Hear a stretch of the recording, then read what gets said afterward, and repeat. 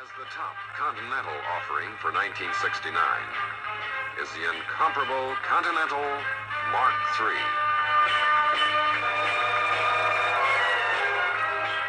This authoritative styled, individually decisive motor car has no peer.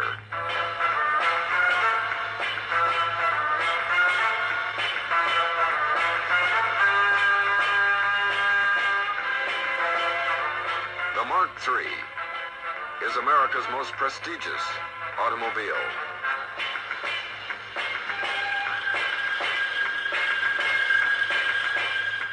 Wherever men of means and taste congregate, the Continental Mark III belongs.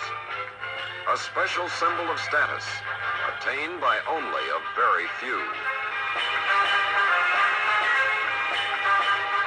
Continental Mark III.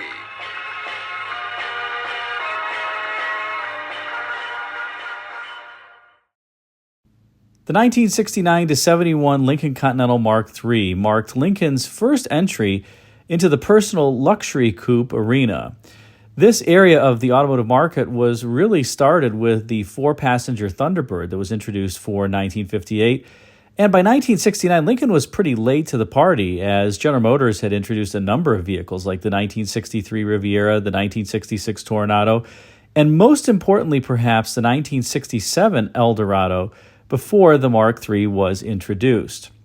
It was the introduction not only of the Thunderbird, but also of the competitive models, and most prominently the 67 Eldorado, that really forced Lincoln to think differently about the Mark III and to get it through to production. And while we've talked about various elements of the Mark III here, one of the things that we haven't talked about really is how the car evolved, and heard from the designer, or one of the designers of the Mark III himself, Dave Ash, who worked at Ford Motor Company and was also responsible for the first Mustang.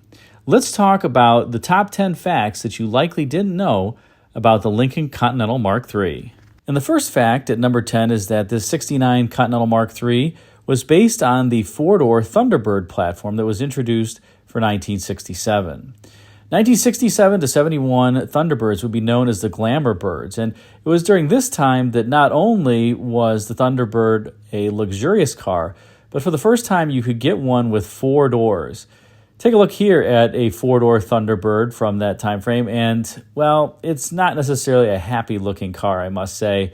The rear door is a suicide door type, and the door cut is disguised into that Landau bar. It's kind of cheesy, but, oh well, it is what it is.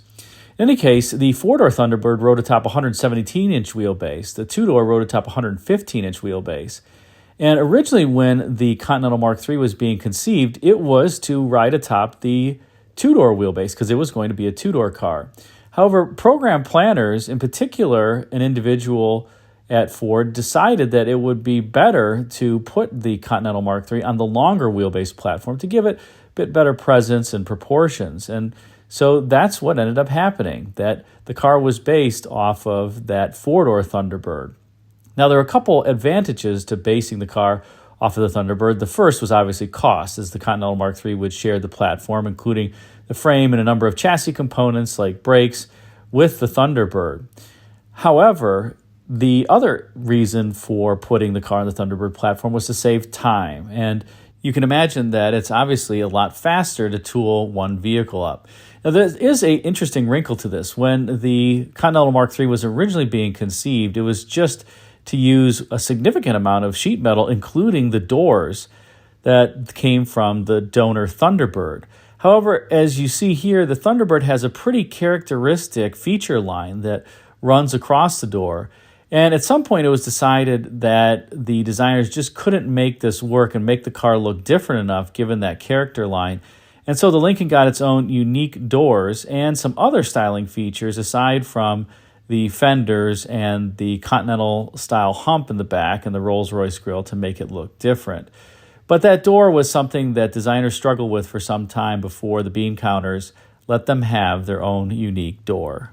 Let's listen in to Ford Chief Designer Dave Ash talk about how the Thunderbird and the Continental Mark III were going to share different components and how that evolved over time. and it was to be based on a Thunderbird as far as the general package and the chassis and so forth. Underneath the engine and drivetrain were all Thunderbird. And there was also to be quite a bit of interchangeability in the body panels, except for the front fenders and hood and the rear end. One of the biggest problems we were having with the clay model was the door, because the product plans called for use of the Thunderbird door, which had very definite characteristics stamped into it, which we were having a great deal of problem working with. And eventually it was recognized that this was a severe impediment to getting a distinctive looking car, so that requirement was removed. In other words, we could use unique outer door skin on this car, as long as it could be fastened suitably to a carryover Thunderbird door inner panel. And that brings us to number 9, and that is that the Continental Mark III was actually designed outside of the typical Lincoln Mercury studio. It was designed in Lee Iacocca's Special Products studio and was done under the leadership of Dave Ash. Now, as I said, there was a Lincoln Mercury studio that was responsible for the full-size Continental as well as the Mercury products like the Marquis. But Lee Iacocca wanted more competition amongst designers. That was something that he liked. And he tended to say that he liked to see chocolate and vanilla flavors of a particular car as a proposal. Well, now he not only wanted chocolate and vanilla, but he also wanted strawberry. And that's why he began with the launch of this special product studio, and that fell under Dave Ash, as I mentioned before, who was the chief designer of it. And apparently, whenever individuals would come into this special product studio, the designers were to tell them that they were working on a Thunderbird. They were not to mention that they were working on a Lincoln personal luxury car. And it was in this environment that the Continental Mark III was birthed. Now, near the beginning of its development, after it had been decided that it would come off the four-door Thunderbird's platform, the Continental Mark III was really not what you would think. It had a design that was, well, let's just say more conventional than the car that would have the Rolls-Royce grille and that Continental-style spare tire hump out back. And that was something that came later as a communication from Lee Iacocca to Dave Ash directly. But we will talk about that a little bit more. Let's move on to number 8. And at number 8, we have that the Lincoln Continental Mark III was originally not supposed to be a range-topping car.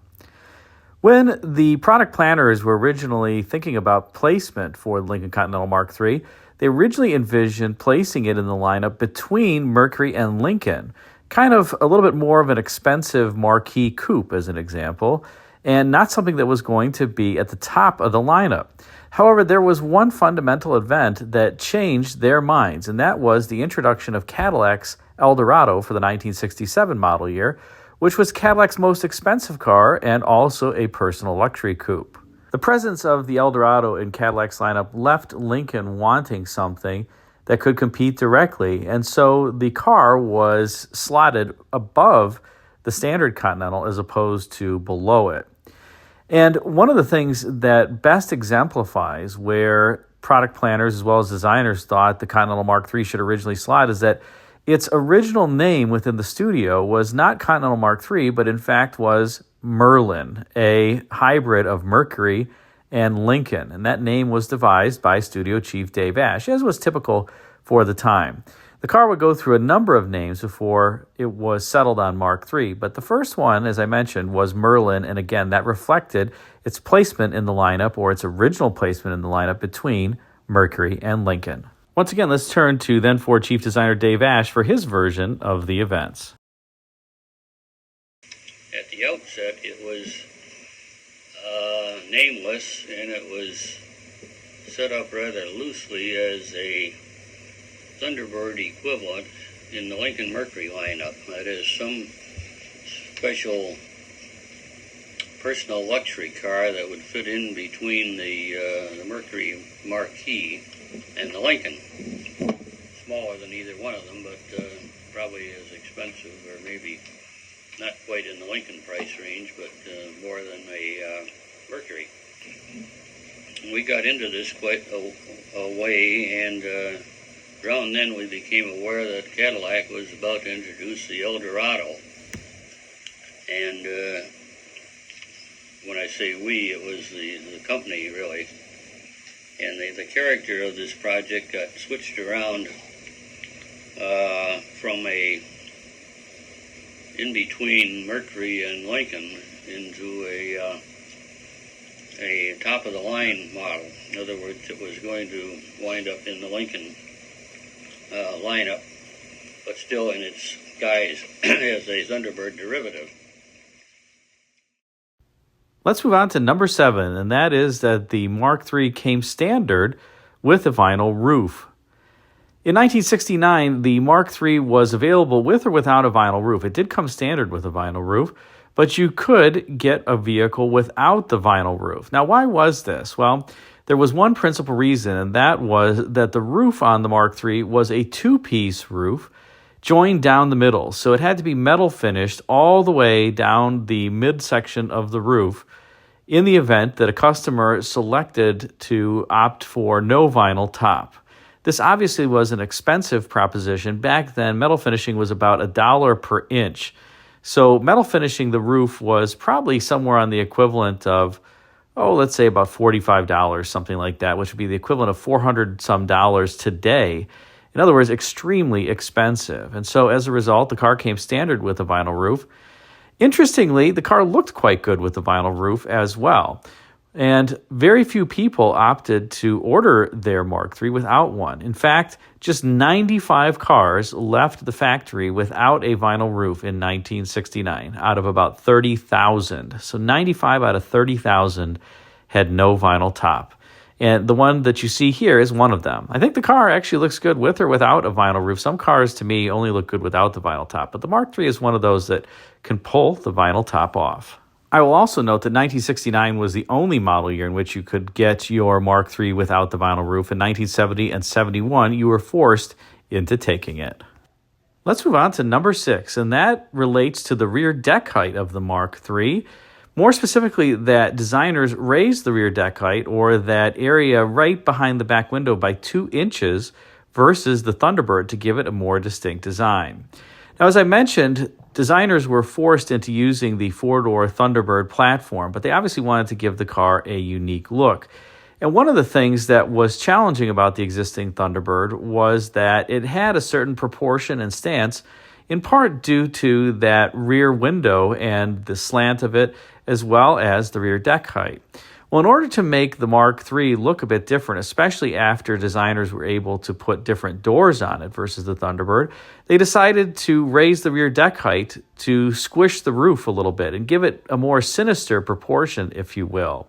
Raising the rear deck height was kind of a cheap way to give the car a different proportion despite its origins. And it ended up working. I think you can see that the Mark III looks, completely different from the Thunderbird, especially out back. Let's once again turn to Dave Ash, who describes this distinctive feature of the Mark III. We used the Thunderbird roof panel and windshield entirely, but we raised what we call the lower back, or the upper back panel, the part of the body that's directly behind the back window. We raised that 2 inches higher than a comparable body panel on a Thunderbird, and that made the roof look lower. It was swallowed up more in the body of the car and gave it a more punched look. Let's move on to number 5, and that is that Lincoln Mercury salespeople and sales leadership originally hated the Mark III and wanted nothing to do with the car. Now, this seems strange given the sales success that the Mark III had, but in the beginning, the sales folks just wanted nothing to do with the Mark III. They hated the fact that it had this fake Rolls-Royce grille and the Continental spare tire hump, design elements that really were a throwback rather than a look forward, and they were vehemently opposed to the car. However, it was really shoved down their throat by Lee Iacocca, who thought that this was the exact vehicle that Lincoln Mercury needed. And in the end, the car absolutely printed money. Ford made about $500-ish on each vehicle that it sold, or about the equivalent of $5,000 today. So once the car started selling and the profits rolled in, you can imagine that Lincoln Mercury leadership just folded and decided that this was a good idea, and obviously continued the theme into the Mark IV and the Mark V as years went on. But when the car was originally introduced, Lincoln Mercury leadership was completely against it. Let's move on to number 4, and that is that the Mark III introduced the moonroof to the Ford Motor Company and generally to the industry. Now, before this time, the sunroof was something that was becoming increasingly popular in vehicles, and there was a company in Detroit area named American Sunroof, led by Heinz Prechter, who was responsible for putting quite a few sunroofs in cars. In fact, many of which were done as factory options. So whether you got a GM, a Ford, or a Chrysler, when you ordered the sunroof, oftentimes it was a car that was shipped from the factory to American Sunroof to have the sunroof installed. And they were really high-class installations. These were not chop jobs, and Heinz Prechter's outfit did a great job. But one of the things that had not been done up until this point was to have not just a sunroof, but what Lincoln Mercury called the moonroof. And the difference was the sunroof was effectively a movable roof panel that was not transparent. You couldn't see through it. But the moonroof was a piece of glass that you could see through and was reflective on the outer side so that it helped really just defray the sun's rays. It was something that Lincoln Mercury worked on with American Sunroof to introduce on the Mark III, and a entirely new, let's say, type of removable roof panel was born. And today, when you get a sunroof in a car, it effectively is a moonroof, and everybody just calls it a sunroof. But before the Mark III, a sunroof, again, meant something that was not transparent. The moonroof was a transparent panel, and Lincoln Mercury partnered with American Sunroof on this particular design. Let's move on to number 3, and that is that the Mark III had wheel covers that were based on similar designs for classic cars. When the Mark III was originally being conceived, it was felt that there wasn't enough money for wheel covers. However, by this time, Bunky Knudsen was in charge of Ford Motor Company, and one of the things that the design team articulated to him that they really wanted for this car was its own unique wheel cover. They felt that the standard Continental wheel covers just weren't going to do. Bunky approved, and as a result, the designers went over to the Henry Ford Museum in Dearborn to take a look at some classic wheel covers to get some inspiration. And they found this kind of center octagonal hub design on various Packards and Rolls-Royces and other cars of the era that they thought was compelling and unique. And they decided to embrace that theme and put it on the wheel cover for the Mark III. It also would end up being a feature of a number of other wheel covers for some time, but this is where it originally started, and again, the inspiration was Packards and Rolls-Royces, the true classic cars of yesteryear. Once again, let's listen to Dave Ash describe how designers took inspiration from these cars in constructing the Mark III's wheel cover. Well, and I went over to the Henry Ford Museum and looked at the old cars there, looking at the wheels only, of course. And the only element that we could come up with was the hexagonal or octagonal, mostly hexagonal, nut. Large one that we found on quite a number of the cars, Packards, some Rolls-Royces. Packard had Yeah. that was one of their trademarks. That was one of their trademarks. Yeah. So we picked up that element, and the new wheel cover that we designed for the Mark, and which Bunky enthusiastically approved, and had this element on it. And I've noted that ever since that, it has proliferated the whole industry. Practically everybody has, most people with wire wheel covers have that element in them now. Let's move on to number 2, and that is that engineers thought that the Mark III was designed with too much front overhang. Now, the Mark III design was supposed to have a long hood just to give it an overall prominent form, and it certainly worked. It was a technique that was also employed on the '69 Grand Prix and other vehicles to give the car a more European flair, if we can believe that, for a car this large. But the typical European styling at the time had what was called long hood, short deck, or long hood, kind of a shorter trunk proportions, and that's what was true for the Mark III as well. However, recall that the Mark III was based on the Thunderbird four-door platform, And as a result, in order to get the extra long hood, engineers had to add body, in effect, ahead of the front axles. And what that meant is that the front overhang was quite substantial. Now, overhang is generally not a desirable trait for vehicles because if you have weight over the front axle, as an example, it makes it harder for the car to handle appropriately because you have all that weight out front, and it also may tend to dive on braking and wallow in corners. But, of course, the Mark III was set up for luxury and a luxury ride, not to handle. In any event, engineers tried to force designers to trim about 4 inches off of the front overhang, but they ended up proving unsuccessful. But that was their desire. Once again, Dave Ash. The next thing that happened, the chief engineer, the Lincoln Mercury Division, Bert Andron, came in the studio one day. He says, you got to take 4 inches off the front end. I said, what for? He says, too much overhang. I said, I'm not going to do it. Well, he says, you have to do it. Anyway, it was a standoff, and he wasn't my boss, and I wasn't his boss.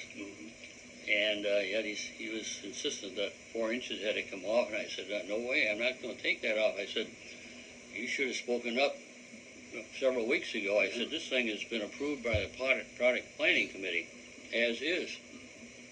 And I'm not about to take 4 inches off of that. Well, he says, you got it, it's just too much overhang. Well, I went and I talked to Gene, and I said, now I've got an impasse here. Bert wants to take 4 inches off. He insists on taking 4 inches off the front end, and I told him we won't do it. And he says, that's right, we won't do it. Now, I never heard anything more about it. I gather Bourdonnais had a consultation or a conversation either with Bert himself or with Bert's boss, who would have been our vice president of engineering. And that leaves us with number 1, and that was that the styling on the Mark III was Lee Iacocca's idea. Here you see a proposal for the Mark III dated October 12, 1965, and this is before Lee Iacocca had a phone call that he placed first to Gene Bourdonnais, who was in Europe, and then Lee Iacocca rang Dave Ash to describe his idea. Notice here the car has no Rolls-Royce front end, and when we turn to the back, you'll see it also doesn't have that Continental trunk hump either. But it does have hidden headlamps. It has a very rectilinear grille with thin bars associated with it. The wheel arches are significantly different. It has a large body side molding, and it's overall, I'll say, more conventional than the Mark III. The upper structure is pretty similar to what would end up on the Mark III with the A-pillars, the windshield, the door, and the door glass. But the rest of the car is quite different. Let's take a look at the rear of some of these proposals as well. Now you see here that the rear on this proposal, which is different from the previous one but similar, still has that large body side molding, the squircle style wheel arches up front, and the overall theme is quite similar, but of course there's a vinyl roof on this model. There wasn't on the previous one. You'll notice the vertical style taillights a la Cadillac, and there's an absence of a Continental style trunk hump here. So this was what the Mark III was going to look like. And if you can read it on the rear quarter panel, you'll see that it says Lancelot, because that was the name of the car at this point. It was not the Mark III. It was actually the Lancelot in the style of King Arthur, similar to Merlin, in fact. And again, this was a name that was bestowed upon the car by Dave Ash.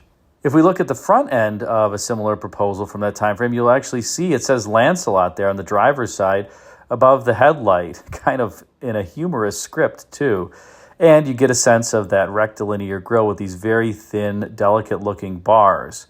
And again, no Rolls-Royce front end. But I have to say, one of the details that I love about this front end is the hood ornament. Notice that there is a hood ornament on this Mark III. There was not a hood ornament on the final car, in part because this was the era of Ralph Nader and unsafe at any speed, and it was felt that those types of hood ornaments could potentially impale people, so cars just left them off. But here you do see that the proposal for the Lancelot has a hood ornament, and take a look at it.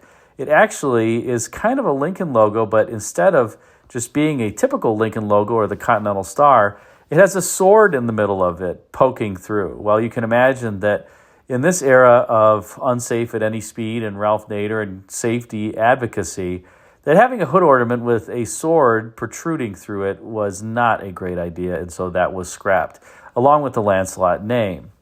The Lancelot name would actually be changed by Lee Iacocca, who decided to christen the car the Mark III, effectively forgetting about the Mark III, 4, and 5 that were introduced in 1958, 59, and 60, and that were kind of fake marks, if you will. They were just tarted up Lincolns. Here, Iacocca wanted to effectively forget the public to forget those 58, 9, and 60 Mark III, 4, and 5, and name the car the Mark III. In any case, here is a proposal from a time frame after Iacocca called Dave Ash and told him to put the Rolls-Royce grille on the front and the Continental hump in the rear. You can see it's totally changed the character of the front end, but it actually looks quite handsome, and the wheel arches are changed too to something that's more production ready. Of course, that fender skirt would get removed, and that character line, the lower character line, would also not make it through to production. The front end would also go through a number of revisions. I think it says Lincoln over the top of the grill bars as well on this, and that would get removed too. But Lee Iacocca ended up calling Dave Ash when he was on a trip in Canada to tell him to put this Rolls-Royce grille and the Continental hump on the style, because Iacocca and Ash and Gene Bourdonnais just felt that the previous models that you saw didn't quite have that panache and verve that they were looking for. And at first, when Dave Ash heard Lee Iacocca's request, he actually thought that it was pretty reasonable and thought, gosh, that's something that we never would have thought of, because it was anachronistic. It was looking back to the past as opposed to forward to the future. But at the end of the day, both Ash and then Ford styling VP Gene Bourdonnais agreed that Iacocca's proposal was handsome and distinctive. And you can see here in the rear that Continental spare tire type hump, which was characteristic of what Iacocca wanted. The car is also still very clearly called the Lancelot here. You can see the script on the rear quarter panel. And I love that large sword logo on the deck lid. Of course, that would be changed when the car was changed from the Lancelot to the Mark III. And that fender skirt would also be changed. The body side molding would be removed as well. And there you have the story and the top 10 facts you didn't know about the 69 to 71 Lincoln Continental Mark III. Hope you enjoyed this video. What was your favorite fact? Put it in the description. Thanks again for watching.